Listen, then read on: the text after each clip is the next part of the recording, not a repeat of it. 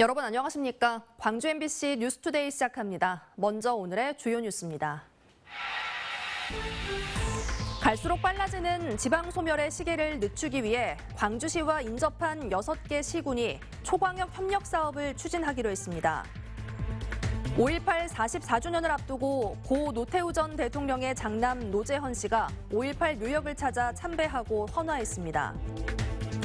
5.18 기념재단이 올해 광주 인권상 수상자로 스리랑카 여성 인권 활동가 수간티니를 선정해 발표했습니다. 승진을 명목으로 브로커에게 수천만 원의 뇌물을 건넨 혐의로 실형을 선고받은 전남 지역 경찰관 5명이 파면됐습니다. 갈수록 빨라지는 지방 소멸의 시계를 늦추기 위해 광주시와 인접 6개 시군이 초광역 협력 사업을 추진하기로 했습니다. 산업과 교통, 문화, 환경 생태에 이르기까지 지역의 문제를 함께 고민해 상생 발전을 견인하겠다는 구상입니다. 보도에 주현정 기자입니다. 마침내 효천역 경유로 노선 변경에 합의한 광주 나주광역철도. 빨라지는 지방소멸 위기 상황에서 소지역주의에 매몰돼 호남권 최초의 국가철도망 사업이 좌초돼서는 안 된다는 위기감이 오랜 갈등 해소의 실마리가 됐습니다. 이처럼 광주와 인접 지역의 문제를 함께 고민하고 나아가 지속 가능한 상생 체계를 조성하기 위한 초광역 논의체가 마련됐습니다. 나주, 담양, 화순, 함평, 영광, 장성 등 전남 6개 시군 단체장과 광주시가 이른바 빛고울 광역경제권 구축을 위한 상생회의를 열었습니다. 7개 지역 177만 인구가 사실상 공동생활권을 형성하고 있는 만큼 지역 간 협력 사업을 확대해 지역 소멸 위기를 함께 대응하자는 차원입니다. 여러 가지 행정을 해오면서 광주 스스로만이 할 수 있는 일이 참 없다. 어디까지나 전남과 함께 손을 맞잡고 가야만 가능하다는 초광역 협력을 이루지 않으면 힘들겠다는 생각을 가져봅니다. 초광역 협력 과제는 크게 5개 분야. 2025년 탄소 중립 공동 달성과 미래 모빌리티 등을 중심으로 한 전략 산업 육성, 광역교통망 확대와 연계형 관광 활성화, 무등산 영산강 지키기 공동 대응 등입니다. 전남 6개 시군은 상생 협력 과제 외에도 신재생 에너지 공동 협력과 추가 광역교통망 신설, 지지부진한 현안 사업 논의 등을 제안하기도 했습니다. 네, 최근에 3년 동안 금호타이어 이전 관계 문제가 답보 상태에 이르는데 이거를 대승적 차원에서 상당 이중으로 어떤 결정을 했으면 좋겠다 이런 또 제안을 드립니다. 광주시와 전남 6개 시군은 상생발전협의회를 정례화해 성과물을 내겠다고 입을 모았습니다. 상생 협의에서 논의된 내용이나 또 인근 지역의 지하철 간 실질적인 협력이 이어져서 지역 발전을 이끌어가는 계기가 되기를 바랍니다. 하지만 상생 논의 수준의 동맹으로 이해관계가 얽힌 현안이 얼마나 해결될 수 있을지는 쉽지 않은 숙제로 남았습니다. MBC 뉴스 주현정입니다. 낮 동안 여름 같은 더위가 이어지면서 일교차 큰 날씨가 예상됩니다. 하늘 모습 먼저 보시면 고기압의 영향권에 들면서 맑고 깨끗한 하늘 드러나 있습니다. 종일 쾌청한 날씨가 예상되는데요. 맑고 기온차가 큰 날씨가 지속되는 만큼 연일 출근길 안개가 짙게 끼고 있습니다. 교통안전에는 주의가 필요하겠습니다. 자세한 기온 살펴보시면 광주의 출근길 기온 12도 안팎으로 어제와 비슷한데요. 한낮 기온은 27도로 낮 기온 어제보다 4도가량 오름세를 보이겠습니다. 광주의 일교차는 15도가량으로 벌어지겠고요. 그 밖에 전남 내륙을 중심으로도 기온차가 15도에서 20도가량으로 매우 크게 벌어지겠습니다. 옷차림에 각별히 신경 쓰셔야겠습니다. 토요일인 내일까지도 낮 기온 높게 오르겠는데요. 토요일 밤부터 날이 흐려지겠고 일요일 광주와 전남에 최고 60mm가량의 봄비가 지나면서 때이른 더위는 한풀 꺾이겠습니다. 날씨 정보였습니다. 올해 5.18 기념일에는 광주에서 시내버스나 지하철 등 대중교통을 무료로 이용할 수 있습니다. 20년 넘게 따로따로였던 5.18 관련 조례가 하나로 통합되면서 가능해진 건데요. 각종 5.18 사업에 대한 감시와 견제도 내실 있게 진행될 것으로 기대됩니다. 보도에 김영찬 기자입니다. 지난해 5.18 민주화운동 기념일 당일에는 36만 4천여 명이 시내버스와 지하철 등 대중교통을 이용했습니다. 올해는 5.18 기념일에 대중교통 요금이 무료입니다. 광주시가 5.18의 의미를 되새기고 5.18 묘역과 사적지 등을 찾는 방문객들의 교통 편의를 위해 이같이 한 겁니다. 5.18만큼은 5.18에 대한 정신과 그러한 부분들을 다시 한번 좀 되새기면서 하루를 좀 기념하기 위해서 무료 대중교통 이용의 날로 그렇게 지정해서 운영할 계획입니다. 투입된 예산은 2억 8천만 원으로 광주시 5.18 민주화운동 정신계승 기본조례에 따른 겁니다. 이 조례는 5.18과 관련해 뿔뿔이 흩어졌던 11개 조례가 하나로 통합돼 만들어졌습니다. 이로 인해 5.18 기념 사업에 대한 견제와 감시도 강화됐습니다. 5.18 사업 예산 심의를 강화하기 위해 기존 3단체 중심이었던 5.18 기념 사업위원회를 없애고 5.18 정신계승위원회를 새로 만들었습니다. 외부 전문가를 늘려 정신계승위원회 사업 전반에 대한 심의와 자문권을 부여해 기관 간 역할을 분명히 했습니다. 위원회 구성도 기존보다 2배로 늘어나 30명으로 꾸려집니다. 이에 따라 광주시와 5.18 기념재단 등은 정책협의회를 정례적으로 열고 5.18 기념사업이 종료된 후에는 반드시 경과보고회를 열어야 합니다. 정신계승위원회를 통해서 입안 과정, 추진 과정, 평가 과정, 의회가 다 하지 못했던 견제와 감시 기능을 어느 정도 수행할 수 있을 것이라고 봅니다.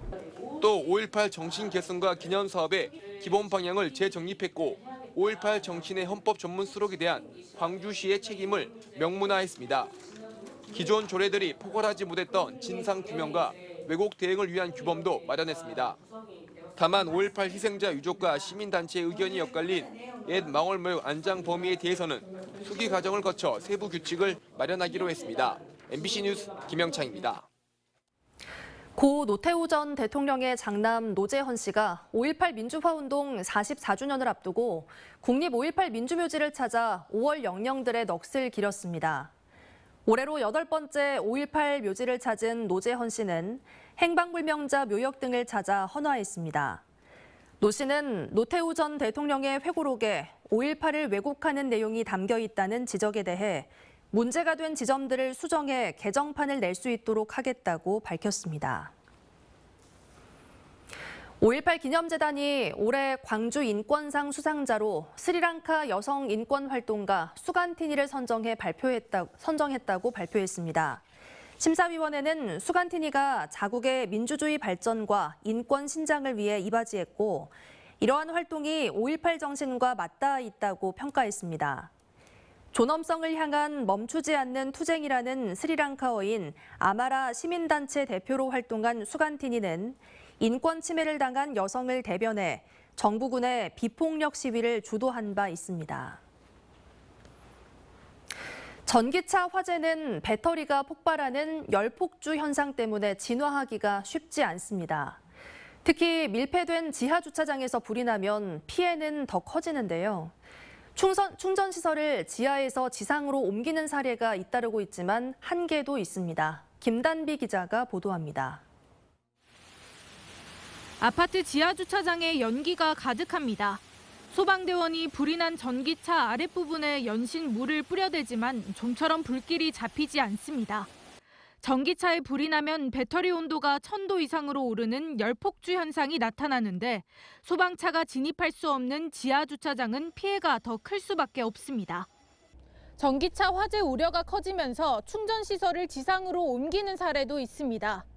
순천의 한 아파트는 지하 주차장에 있던 전기차 충전시설을 모두 철거하고 지상에 새로 설치했습니다. 인사 대표에서 지하는 아예 사용 못하게 하자, 위험하니까. 아예 지자체가 나서 조례를 만든 곳도 있습니다. 지난해 경상남도는 관련 조례에 충전시설 안전성 강화 조항을 새로 만들었고 전라북도 정읍시는 충전시설을 지상으로 옮긴 공동주택 9곳에 1억여 원의 예산을 지원했습니다. 이제 저희가 그렇게 하고 난 다음에 전라북도 차원에서 도비를 지원해가지고 다른 시군들은 하고 있습니다. 소방청도 전기차 충전시설을 지상에 두는 것을 원칙으로 하는 가이드라인을 만들었지만 신축 아파트처럼 지상 주차장이 없는 곳에는 적용하기 어렵다는 한계도 있습니다. 요즘 아파트들은 주차장이 지상에 없잖아요.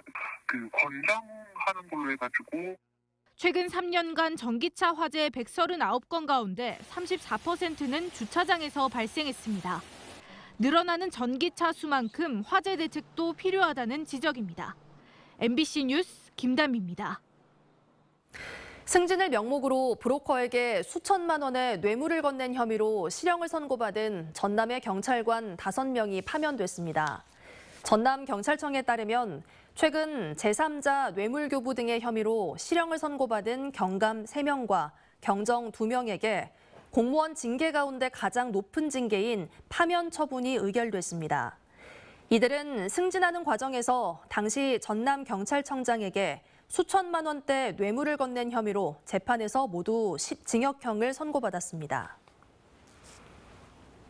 광주 글로벌모터스 노동조합이 내건 현수막이 사라졌다는 진정이 접수돼 경찰이 수사에 나섰습니다.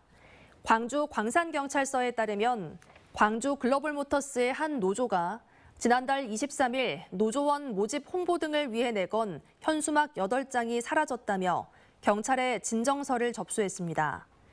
이에 대해 광주 글로벌모터스 측은 노조가 회사에 무단으로 현수막을 걸었다며 철거를 요청했는데 받아들여지지 않아 직접 철거했다고 밝혔습니다. 영광군 주민들이 어제 오전 광주지검 앞에서 집회를 열고 강종만 영광군수 선거법 위반 사건에서 거짓 증언을 한 당사자를 신속히 수사하라고 검찰에 촉구했습니다. 강 군수는 선거법 위반 사건으로 항소심에서 벌금 200만 원의 당선 무효형을 선고받고 현재 대법원에 상고한 상태이며 항소심 이후인 지난 2월 사건 관련자가 재판에서 허위 증언을 했다며 위증죄로 고소한 바 있습니다.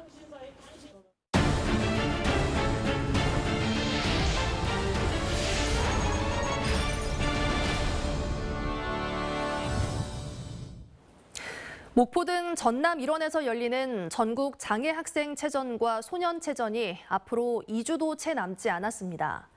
어린 선수들과 보호자 등 2만 명 이상이 전남을 대거 방문할 예정인데요. 체전 개최를 위한 준비는 얼마나 이루어져 있는지 최다훈 기자가 현장을 둘러봤습니다. 전국 소년체전과 장애학생체전 육상 경기가 펼쳐질 목포 종합경기장. 풀을 베고 잡초를 뽑는 등 경기장에 찾아올 관광객들을 위한 주변 정리가 한창입니다. 곳곳에 죽어버린 잔디도 다시 심고 육상 트랙도 보수 공사를 마무리했습니다.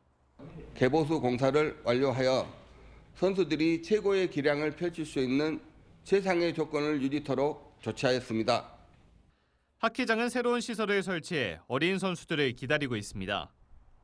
선수 인터뷰를 위한 촬영실과 보다 생동감 넘치는 경기를 보여주기 위한 중계실도 설치했습니다.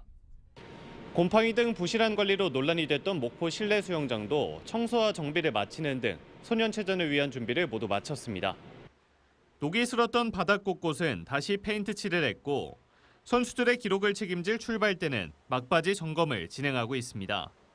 학생들을 위한 체전이다 보니 목포시와 전라남도 모두 안전관리와 보호시설 설치 등에 집중하고 있습니다. 학생들이 이제 주요 참가 주체이다 보니까 학생 눈높이에 맞춰서 모든 시설이라든지 또 문화행사라든지 이런 부분을 준비를 했다는 말씀을 드리겠습니다. 지자체뿐만 아니라 시민들도 성공적인 체전 개최를 위해 힘을 보태고 있습니다. 양체전이 펼쳐지는 8일 동안 자원봉사자로 참여하는 시민들은 1,600여 명. 지난해 전국체전에서 쌓은 경험으로 올해 소년체전은 더 많은 도움을 줄 수 있도록 준비하고 있습니다. 올해에도 모든 자원봉사자들의 힘을 합쳐 성공체전이 되도록 열심히 노력하겠습니다. 소년체전에 이어 아시아 육상대회와 세계 배드민턴 대회 등 굵직한 행사들이 올해 연이어 예정되어 있는 목포와 전남. 성공적인 체전과 각종 대회 개최를 위한 막바지 준비에 총력을 기울이고 있습니다. MBC 뉴스 최다훈입니다.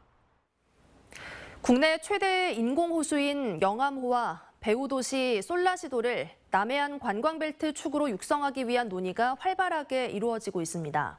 하지만 사업의 절반 이상이 민자 유치를 전제로 한 것이어서 치밀한 대응 전략이 시급합니다. 신광하 기자의 보도입니다. 30년 전 영암군 삼호읍과 해남군 산이면 사이에 방조제를 건설해 조성된 영암호입니다. 담수용량 2억 4천만 톤 규모의 국내 최대 규모로 조성된 영암 측 간척지에는 F1 경주장과 골프장, 해남 측에는 솔라시도 기업도시가 건설되고 있습니다. 농업용으로만 사용되던 영암호는 최근 남해안 관광벨트의 핵심 자원으로 떠오르고 있습니다. 전남도와 영암군, 해남군은 오는 2033년까지 남해안 관광벨트 사업으로 14개 사업에 7,418억 원을 투입할 예정입니다. 핵심은 내수면 마리나 등 해양 레저 관광도시 조성 사업. 해남군과 영암군은 공동으로 전문가 포럼을 열고 복합 관광 레저 기반 구축 방안을 논의했습니다. 해양 레저 스포츠 활동과 더불어서 그런 기반 시설이 조금 만들어지면서 이 지역이 좀 변화시킬 수 있도록. 영암호 방조제 남단에는 솔라시도 기업도시 산이정원이 조성되고 있습니다. 2단계로 나눠 건설되고 있는 정원은 우선 1단계 16만 제곱미터가 일반에 공개됩니다. 국내 정원 전문가들이 산이정원 개장에 맞춰 탄소 중립 사회를 위한 정원 도시의 미래를 논의하는 포럼도 열릴 예정입니다. 인구 절벽에 대한 그런 것들을 해결할 수 있는 어떤 아젠다로 정원이 또 여기서 새롭게 전남에서 만들어지는 이 신도시가 가져야 될 기능에 대해서 고민하는 공간으로. 남해안 관광벨트의 축으로 떠오른 영암호와 솔라시도 기업도시. 그러나 수상과 주변부 개발 사업의 절반 이상이 민자 유치 사업이어서 성공 가능성을 높이기 위한 투자 유치 대책 마련이 시급한 과제입니다. MBC 뉴스 신광하입니다. 전라남도가 전남 국립의과대학 신설 정원 200명 배정을 정부에 공식 건의했습니다. 전라남도는 2026학년도 전남 국립의대 신설 정원 200명 배정을 골자로 한 대정부 건의문을 대통령실과 보건복지부, 교육부의 공문을 통해 정식 건의했고, 특히 전남에서 지역 의견 수렴을 통해 대학을 추천해 줄 것을 공개적으로 요청한 데 따라 공문을 제출한다고 밝혔습니다. 한편 전라남도는 전남 국립의과대학 신설을 위한 정부 추천대학 선정 용역도 조만간 발주할 예정입니다. 전라남도가 어제 나주 공산면에서 남도 의병박물관 착공식을 열었습니다.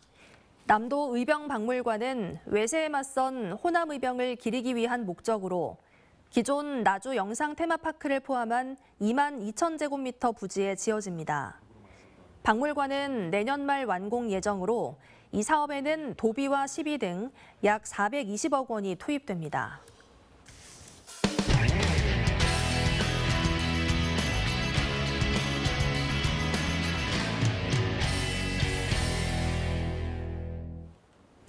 충북대 의대 정원이 125명으로 정해진 것을 두고 반응이 엇갈리고 있습니다.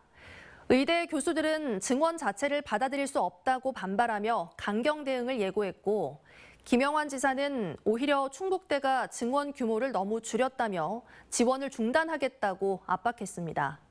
MBC 충북 김은초 기자가 보도합니다. 충북대가 대학교육협의회에 제출한 내년도 의과대학 정원은 125명. 당초 정부가 발표한 200명보다 증원 규모가 절반으로 줄었지만 현재 정원인 49명에서 2.5배 늘었습니다. 내년에는 한시적으로 줄이고 이듬해 다시 200명으로 늘어납니다. 교무회의 저지 농성까지 벌였던 의대 교수진과 학생들은 증원 결정을 받아들일 수 없다며 더 강도 높은 대응을 예고했습니다. 정부와 국민을 설득하는 방식으로 진행이 돼야 되는 거고 저희 의견을 계속 꾸준하게 낼 거고요. 김영환 지사는 오히려 충북대가 증원 규모를 너무 줄였다며 날을 세웠습니다. 충북대병원 충주분원과 K바이오스퀘어 등 앞으로 늘어날 의사 수요를 감안하더라도 내년도 충북대 의대 정원은 최소한 150명 이상은 됐어야 한다는 겁니다. 충북대 총장께서 200명을 버텨주시면 되는 일인데 이거를 못 하시겠다고 하니 그러면 최소한도 150명을 해야 된다. 저는 그렇게 주장을 하는데. 특히 어렵게 늘린 의대 정원을 대학 스스로 줄인 걸 납득할 수 없다며 재정 지원을 중단할 수도 있다고 압박했습니다. 충북대를 거점병원이라고 해서 많은 지원을 하고 있고 연구비를 같이 공모해서 수백억씩을 우리가 몇 년에 걸쳐서 하고 있는데 이런 식으로 하면은 우리는 도민들이 과연 충북대를 지원할 수 있겠나.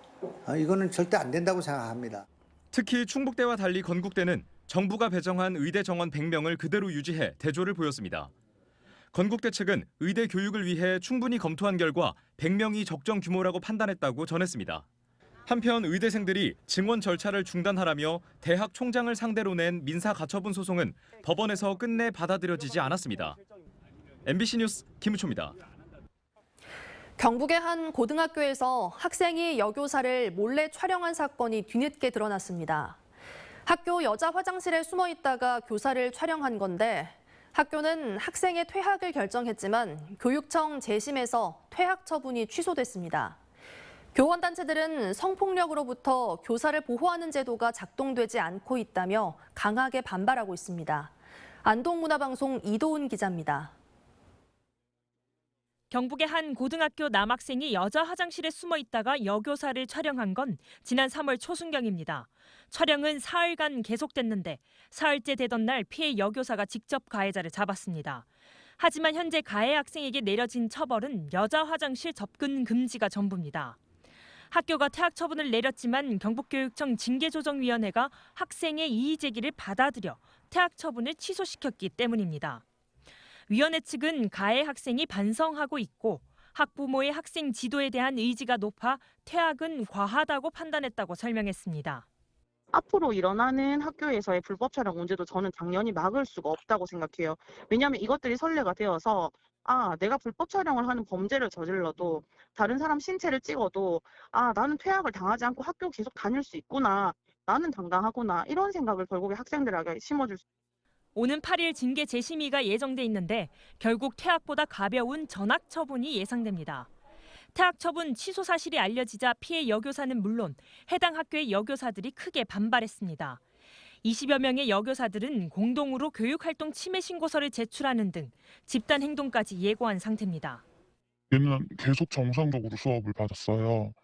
저는 그 아이 수업을 들어가거든요. 아무렇지도 않게 생활을 해요. 그럴 때마다 저는 계속 그 아이를 보면서 너무 힘든 거예요. 특히 경찰 수사에서 몰래 촬영된 것으로 보이는 5개의 영상 속에 피해 여교사가 최소 1명 더 있는 것으로 알려져 여교사들의 불안감은 극에 달한 상황입니다. 앞서 4월 경북의 또 다른 고등학교에서도 학생이 교사를 불법 촬영하다 발각돼 스스로 자퇴하기도 했습니다. 최근 4년 동안 경북에서 적발된 학교 내 불법 촬영 성범죄는 무려 20여 건. 교원단체들은 여교사를 상대로 한 성범죄에 교육당국이 더 단호하게 대처할 필요가 있다고 입을 모으고 있습니다. MBC 뉴스 이돈입니다. 하승철 하동군수가 1인 피켓 시위에 나섰습니다. 하동군의회가 공공의료원 설립 설계비를 전액 삭감했기 때문인데요. 군의회는 과도한 적자 운영 등을 이유로 규모 축소를 주장하고 있습니다. MBC 경남 이종승 기자입니다. 하동군은 대표적인 의료 취약 지역입니다. 가능성이 낮았지만 경찰병원 유치에 전력을 쏟았던 이유입니다. 하동군은 여론 수렴 끝에 현재의 보건소 자리에 360억 원을 들여 2026년까지 공공의료원을 짓기로 결정합니다. 50개 병상에 의사 16명, 간호사 19명 규모입니다. 그런데 군의회가 제동을 걸었습니다. 기획행정위가 승인을 보류한 데 이어 추경예산 심의에서도 설계비 13억여 원을 전액 삭감했기 때문입니다. 하동군수가 이례적으로 1인 피켓 시위에 나섰습니다. 아프고 힘들고 다친 사람들이 치료받아야 할 하동보건의료원, 하동공공의료원을 반대하는 이유가 무엇입니까? 군의회는 마치 의료원 건립 자체를 반대한 것처럼 여론을 호도한다고 반박합니다. 하동 삼성병원이 재개원하고 진주공공의료원이 신설되면 심각한 적자 경영이 예상되고 의료진 확보도 현실성이 떨어져 규모 축소를 요구했을 뿐이라고 주장합니다. 반대한 사실이 전혀 없습니다. 그건 회의록이라든지 이런 데서 확인하시면 단 한 번도 반대한 적 없습니다. 축소하자 그런 내용이었습니다. 하동군수는 반대를 주도하는 세력이 있다며 주민들을 상대로 여론전에 나서기도 했습니다.